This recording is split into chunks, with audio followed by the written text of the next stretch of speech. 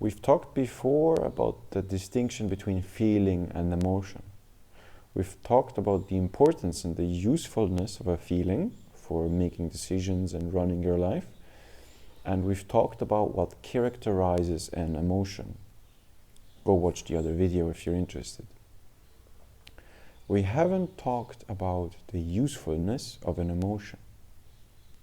You might be tempted to experience emotions as a kind of a nuisance, as something you'd rather not have, as something that restricts you in living fully, that restricts you in living the life you really want to be living.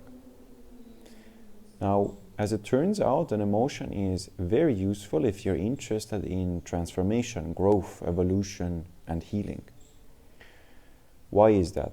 So you might already be familiar with the process of manifestation, as it is taught in a lot of spiritual systems, where the thought comes first, followed by the feeling, followed by the physical act, the manifestation. But the emotion becomes useful not only as a means of catharsis, as something to be released, as it is done in a lot of healing modalities and practices, but in a more holistic way, we can use the emotion to check what is actually going on in my intellectual body, what is actually going on in this first step of manifestation. Because they're linked, right? You can quickly do this experiment yourself if you haven't done so already, to check if it's actually the truth.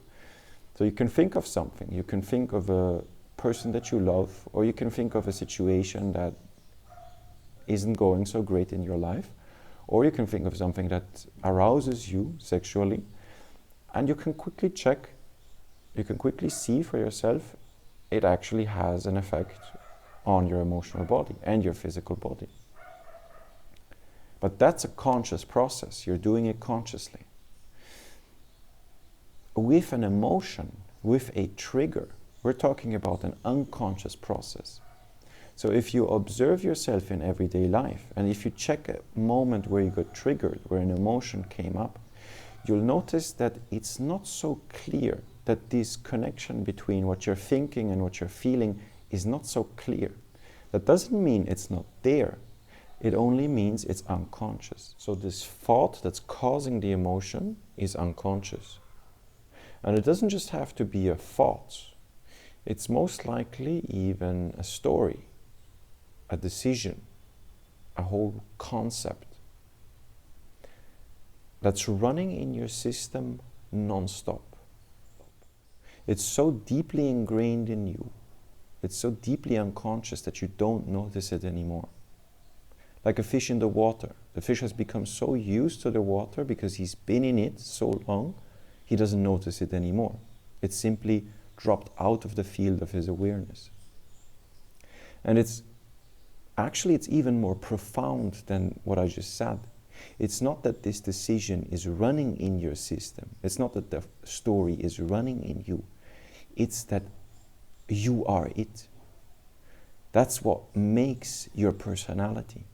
Your personality, what you are identified with most of the time, is this crystallization of so many little stories about yourself and the world, so many decisions of what to do and what is dangerous, so many little traumas. And that's what you are. That's your box. That's what keeps you in your prison. That's what keeps you repeating the same thing over and over again. That's what keeps you not getting up in the morning and just trying out something completely and utterly new. That's what keeps you from realizing that something completely different is possible from how you're living life right now. Because you're so deeply identified with your box, your personality structure, your belief system. And it's all made out of stories, of thoughts, of concepts, of decisions. And now you may begin to see the profound use that an emotion offers you. Because you can sit there and meditate for years and you will hardly see the thought constructs themselves. They are incredibly hard to see. Now you can see another person's box, you can see another person's kind of way of going about life pretty easily, but your own, it's almost impossible. But what's not impossible to see is the emotion. In fact, it's painfully obvious. The wound, the trigger, it takes up so much space in your awareness. It's like beep, beep, beep, beep, beep in your face. And so far, most likely, you've been seeing this as a problem, as something to do, as another issue, as another healing process. But now, hopefully, it's becoming clear to you how you can use it to become aware of a little piece of unconsciousness that makes your box, that makes your personality structure, that makes your prison. And that it's a possibility, it's a doorway, it's like a key for you to unlock a whole new world, to take out this little piece of unconsciousness, of crystallized thought structure, to take it out and to put a new piece in that you want, or to experiment with not putting anything at all in. That's wild. I'm not sure if it's possible or not. But I hope you see the use of an emotion now.